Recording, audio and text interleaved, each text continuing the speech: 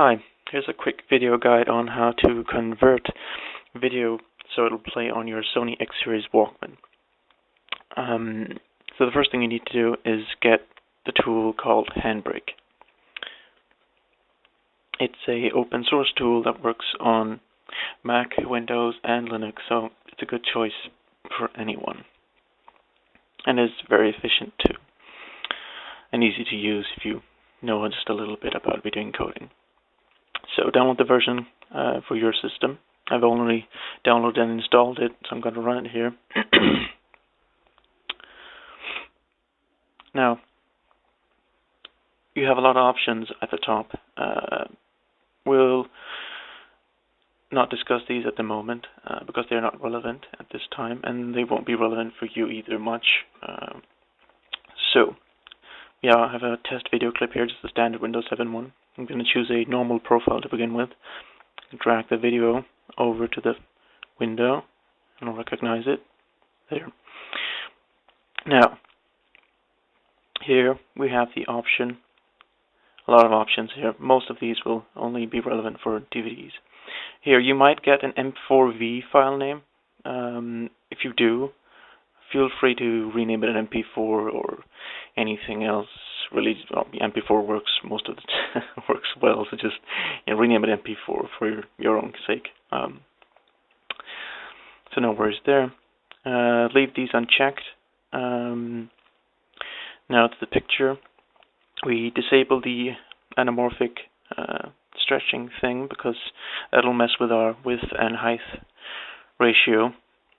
So we'll do it as manually as we can and set it to 432 times 240 because this is the native resolution of the Sony X-Series Walkman, which means that if we make videos larger than this, it'll simply scale them down.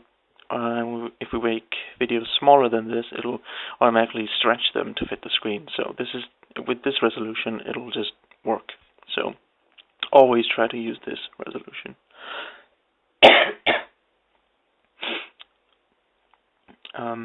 On the right side, we have some options concerning cropping. Most of the time, you just leave this as automatic, and it'll do just a fine job. So don't need to mess with this, unless if you know that there might be some problems, and you know your video is perfect. You can set custom and set 0, 0, 0, 0, and then you can be entirely sure that it won't cut anything off of your video.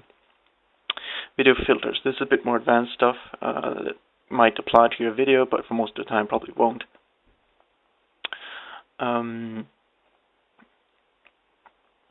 If you go to the next part about here, we can set first the encoder. Two encoders we have. X264 will be the one you will use 99% of the time. Maybe you'll never ever have to use the other one. I only use it if you have strange problems that you can't figure out. Try the other one, but you'll probably never have to use it. Leave the frame rate the same as the source. Then you have three options of the quality. You can set a target size that'll give you the best quality compared to the size you want it to be.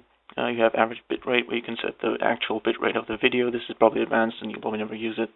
Then the third option, which is the most used option probably, is where you set it to a certain percentage or ratio or number or whatever, something between 18 and 20. Usually gives you a very good quality. Set to that. And then audio, you don't really need to mess around with this. It's pretty, it's good the way it is, really.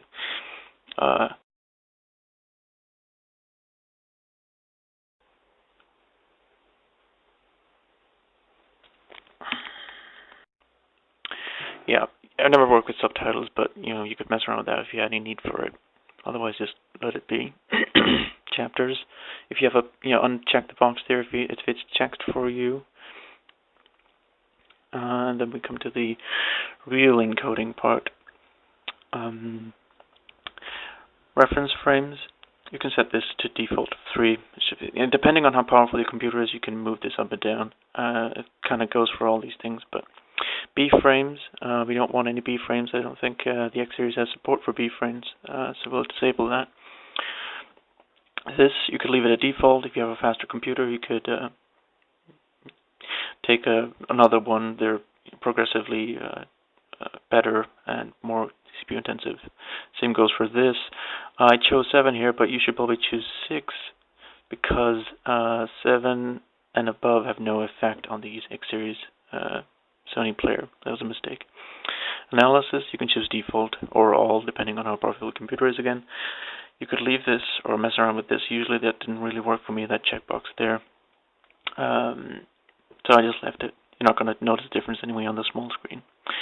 Uncheck the keyback entropy coding. That doesn't work. There's no support for it for the X-Series Walkman.